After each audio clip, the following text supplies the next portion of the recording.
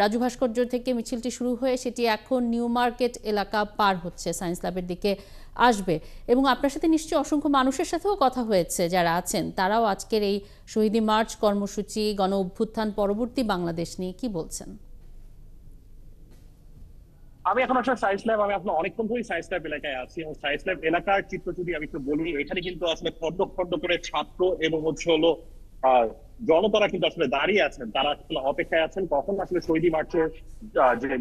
মিছিলটি সেটি যখন হলো এদিকে আসবে, আর অল্প কিছুক্ষণের মাঝে হয়তো চলে আসবে, এবং তারা কিন্তু সেখানে যোগ দেবেন। আমরা দেখছি যে তারা নানা ধরনের স্লোগান দিচ্ছে, যে স্লোগান গুলো আসলে কোটা বিরোধী আন্দোলনের সময় দেওয়া হয়েছিল, এবং পরবর্তীতে যেটি সরকার পতনের আন্দোলনের রূপ নেয়, সেই আন্দোলনের সময় যে সমস্ত স্লোগান গুলো দেওয়া হয়েছিল, সেই স্লোগান গুলো কিন্তু আসলে তারা এখন দিচ্ছেন।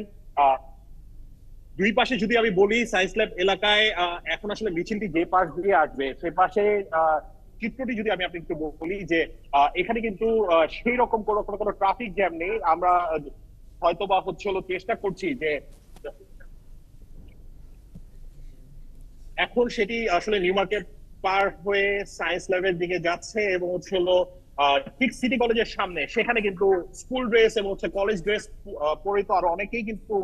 দাঁড়িয়ে রয়েছেন, এবং তারা অপেক্ষায় আছেন কখন সেই মিছিলটি আসবে, এবং তারা যোগ দেবেন। মূলত তারা আমরা চারপাশে যে চিত্রটি দেখেছিলাম, যে আসার সময় দুই পাশে আসলে তীব্র যানজটের সৃষ্টি হয়েছে। সাধারণত আজকে বৃহস্পতিবার, তো বৃহস্পতিবারের মাঝে যখন এখন মিছিলটি আসছে, তো তীব্র যানজটের সৃষ্টি হয়েছে, তা উপেক্ষা করে কিন্তু আসলে মানুষজন এই মিছিলে যোগদানের জন্য আসলে দাঁড়িয়ে আছেন। মূলত আসলে সরকারের যে পতন, সেই সরকারের পতনে আওয়ামী লীগ সরকারের ক্ষমতাচ্যুতি যে 1 মাস পূর্ণ হলো, সেই 1 মাস পূর্ণ হবার কারণে কিন্তু আসলে তারা দাঁড়িয়ে আছেন, এবং তারা যে স্লোগান গুলো দিচ্ছিলেন, যে রক্তের বন্যা ভেসে যাবে, রক্তের বন্যায় ভেসে যাবে অন্যায়, সেই ধরনের স্লোগান গুলো কিন্তু তারা এখন এখানে দাঁড়িয়ে দাঁড়িয়ে দিচ্ছেন। আর অল্প কিছুক্ষণের মাঝেই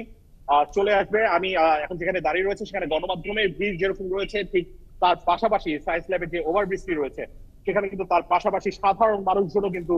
এখানে অনেকক্ষণ ধরে অবস্থান নিয়ে রয়েছেন। তারা কিন্তু অধীর আগ্রহে অপেক্ষা করছেন, এবং মূলত যেই যেই পয়েন্ট গুলোতে এখন মিছিলটি আসলে প্রদক্ষিণ করবে এবং মিছিলটি আসবে এবং মিছিলটি যাবে, সেই পয়েন্ট গুলোতে কিন্তু আসলে অসংখ্য মানুষের ভিড়, তারা কিন্তু অধীর আগ্রহে সেখানে অপেক্ষা করে আছেন। মূলত রাজু ভাস্কর্যের সামনে যখন আসলে মিছিলটি ছিল, এবং রাজু ভাস্কর্যের সামনে যখন আসলে কর্মসূচি ছিল, তখন থেকেই কিন্তু তারা অবস্থান করে আছেন, এবং তখন থেকেই কিন্তু তারা আসলে অপেক্ষায় আছেন যে ছাত্রদের যেই ছাত্র জনতার সদস্যজনের যে মিছিলটি, সেই মিছিলটি কখন এই এলাকাটায় দিকে প্রদক্ষিণ করবে। এবং আমি আসলে দেখেছি যে নিরাপত্তা বাহিনী, যারা নিরাপত্তার কাজে যারা আছেন, তারা কিন্তু আসলে ব্যাপক পরিশ্রম করছেন আসলে রাস্তার যে পরিস্থিতি, সেই রাস্তার পরিস্থিতি আসলে ঠিক করার জন্য। আমি আসলে কয়েকজনের সাথে কথা বলার চেষ্টা করছিলাম, তারা যেমনটি বলছিলেন যে আজ 1 মাস পূরণ হয়েছে, 1 মাস পূর্তি হলো, এবং সেই 1 মাস পূর্তি কিন্তু আসলে তারা স্মরণ করতে চান, বিশেষ করে যারা আসলে শহীদ হয়েছেন। আমরা যেরকম শুনেছি যে বৈষম্য বিরোধী ছাত্র আন্দোলনের পক্ষ থেকে বলা হয়েছে যে প্রায় 800-র উপর মানুষ আসলে নিহত, এবং সেই নিহত তালিকা করেছেন 800 জনের উপর, এবং অনেকেই রয়েছেন যারা আহত হয়েছেন, যারা আসলে বিভিন্ন হাসপাতালে হাত পা এবং চোখ হারিয়েছেন। যারা নিহত হয়েছেন তাদের স্মৃতি ধারণ করে, এবং যারা আহত হয়েছেন তাদেরকে কিন্তু শ্রদ্ধা কিন্তু তারা আসলে জানাচ্ছেন। আমি দু একজনকে আসলে এটিও দেখেছি যে মুগ্ধ এবং আবু সাইদ, তাদের ছবি সম্বলিত যে পোস্টার রয়েছে বা তাদের ছবি যেটি রয়েছে, সেই ছবিটি হয়তো বা সামাজিক যোগাযোগ মাধ্যম থেকে নামিয়ে তারা আসলে সেটি ধরে রেখেছেন এখানে যারা আসলে দাঁড়িয়ে রয়েছেন। ঠিক যেরকম ভাবে আসলে স্লোগানে স্লোগানে শহীদদেরকে তারা স্মরণ করছেন, ঠিক সেরকম যে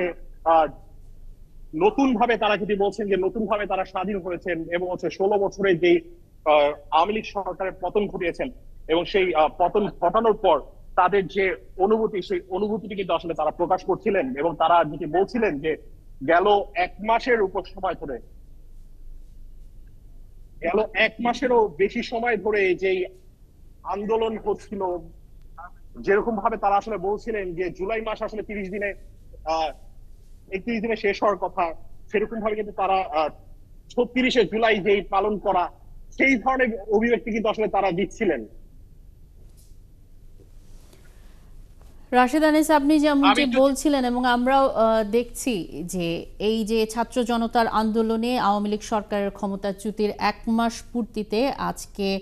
বৈষম্য বিরোধী ছাত্র আন্দোলনের নেতৃত্বে যে শহীদি মার্চ কর্মসূচি পালন করা হচ্ছে, সেই কর্মসূচি যে